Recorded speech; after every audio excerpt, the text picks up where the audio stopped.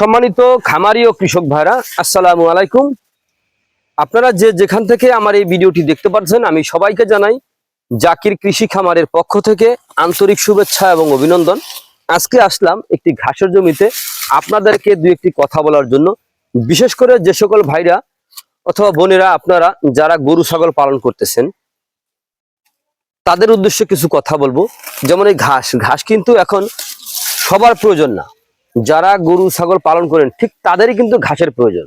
যারা গরু ছাগল পালন করে না তাদের কিন্তু ঘাসের কোনো প্রয়োজন হয় না। অথবা যারা দুই একটি গরু ছাগল পালবেন, আশা করতেছেন যে এখন না পালি 6 মাস পরে পালবো অথবা 2 মাস পরে কিনবো, যারা আশা করতেছেন আমি বলবো তাদের একটু প্রয়োজন এই ভিডিওটা দেখার জন্য। কারণ ঘাস হলো এমন একটা জিনিস, দেখা যায় ঘাসে কিন্তু আপনার না থাকলে কিন্তু গরু ছাগল আপনি পালন করতে পারবেন না। তো আগে কিন্তু ঘাসটা আপনার চাষ করতে হবে, তারপরে কিন্তু গরু ছাগল পালন করতে হবে।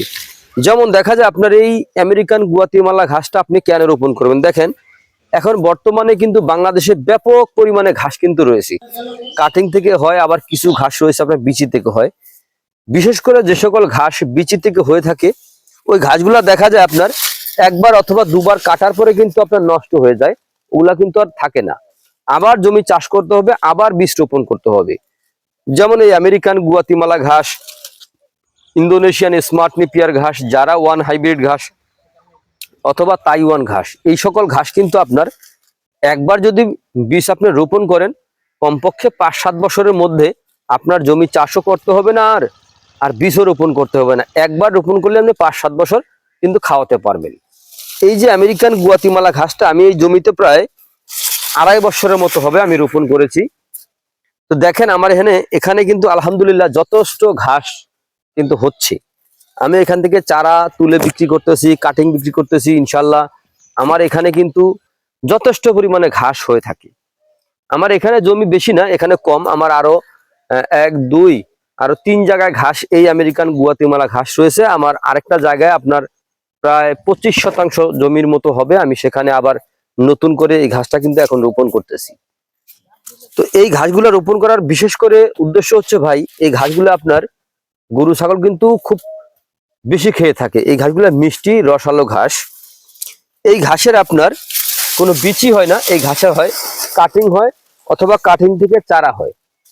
এই ঘাসের পাতা হয় প্রচুর পরিমাণে লম্বা হয়। দেখেন আমি একটি পাতা দেখাচ্ছি আপনাদেরকে। দেখেন পাতাগুলো দেখেন, যেগুলো ঘাসটা একটু বড়, ওই ঘাস থেকে আমি একটা পাতা দেখাই আপনাদেরকে যে পাতাগুলা কিরকম হয়। দেখেন পাতাগুলো না, এই দিক থেকে দেখাই, একটা ছোট দেখে একটা পাতা দেখাই। দেখেন একটি পাতা দেখেন কতগুলা চড়া হয়েছে। দেখেন আমি হাতের 4টে আঙ্গুল দিলাম, তারপরে কিন্তু আর 1 আঙ্গুল জায়গা কিন্তু রয়ে গেছে। দেখেন এই পাতাগুলা কিন্তু অনেক বড় লম্বা হয়ে থাকে। এই দেখেন আমি একটা পাতা তুলে আমি আপনাদেরকে দেখাচ্ছি। দেখেন এই দেখেন একটি পাতা, দেখেন একটা মানুষের চাইতে বড় একটি পাতা।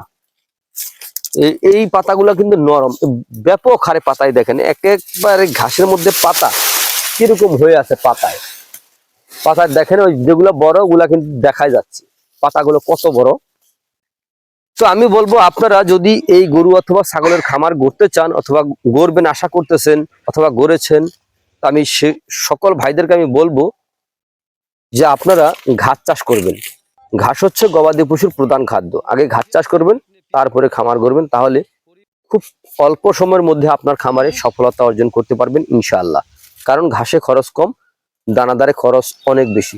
তাই আগে ঘাস চাষ করবেন, তারপরে খামার করবেন, তাহলেই আপনার খামারে আপনি সফলতা অর্জন করতে পারবেন। তো প্রিয় বন্ধুরা, আপনারা যে যেখান থেকে আমার এই ভিডিওটি এতক্ষণ ধৈর্য সহকারে দেখার জন্য আপনাদেরকে সকলকে আন্তরিক শুভেচ্ছা এবং অভিনন্দন জানিয়ে আজকের মতো এখানেই শেষ করছি। আল্লাহ হাফেজ।